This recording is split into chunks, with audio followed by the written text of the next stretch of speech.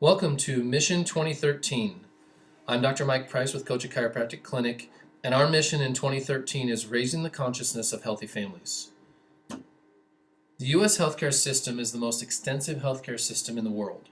We have more highly qualified and trained doctors, we have the best medical schools, we have the best hospitals, we lead the research and technology, we lead the world in research and technology, and we spend over $2 trillion per year on healthcare. Now you would think by having the best of everything that we would have the healthiest people on the planet. But that just isn't true. What we're seeing today is more and more sickness, more and more illness, and more disease in our country than ever before.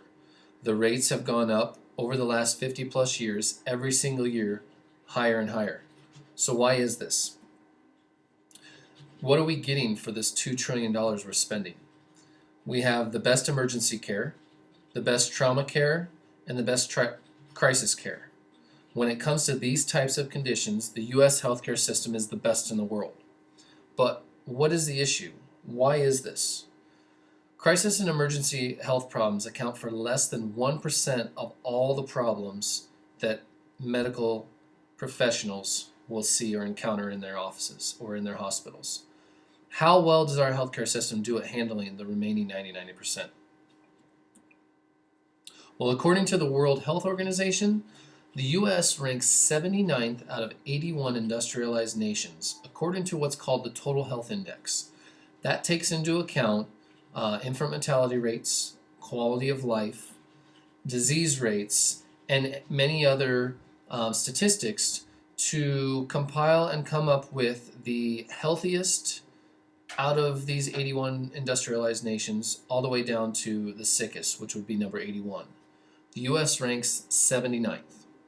Let me say that again. The U.S. ranks 79th out of 81.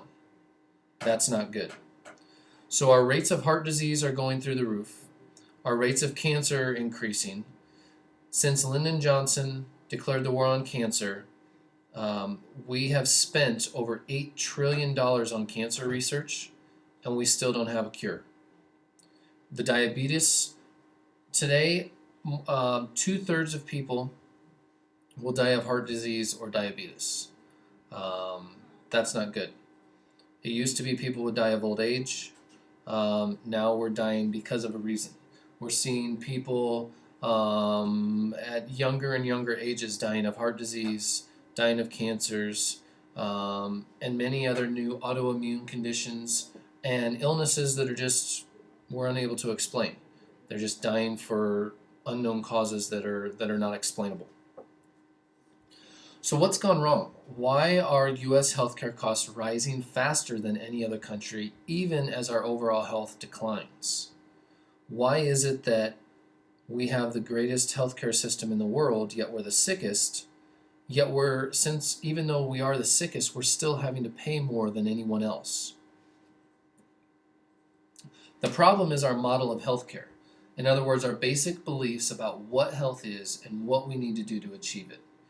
Under our present model, health is defined by how we feel, not, whether we have symptoms or not. The object then becomes to eliminate those symptoms. So what is the problem with this model? What's the objective? When we look at how we remove a symptom, what is a symptom? A symptom is simply our body's way of telling us that something is not working on the inside. So then we have to ask the question, what came first, a symptom or the problem? Let me use this example for you. When you go to a dentist because your tooth hurts, and they look into your mouth, and sure enough, they'll find a cavity in there. What is the first thing that they ask you? Well, how long has this been hurting? Let's just say it's been a couple of weeks. So then we can ask the question, well, if I've had a cavity in there for a couple of weeks, when did the cavity start? Did it start 2 weeks ago? No, that cavity could have started a month ago, a year ago, or even 10 years ago. But slowly it developed over time to the point where it started to actually have symptoms and started hurting you. So the problem was there long before the symptoms showed up. So is it a good idea to judge your health of your teeth off of when they hurt or when they feel good? Or should we get them checked regularly to make sure that they stay healthy and we never get to the point where we have damage to them and have pain showing up? Another example of this would be the neighbor next door who runs marathons and seems like he's the healthiest guy in the world and drops dead at the age of 45 because he has a massive heart attack. Now, someone who seemingly was super healthy, was very fit, ate very well, and did all the things that seemed like a healthy person should do, yet he dropped dead at 45 years old of a heart attack. Was that person really healthy? And if so, how would we know if they were healthy or not?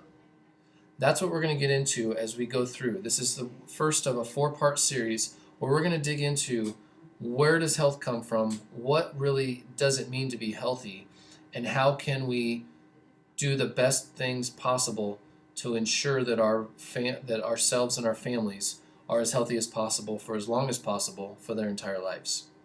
Join us next time for our second installment of Mission 2013, Raising the Consciousness of Healthy Families.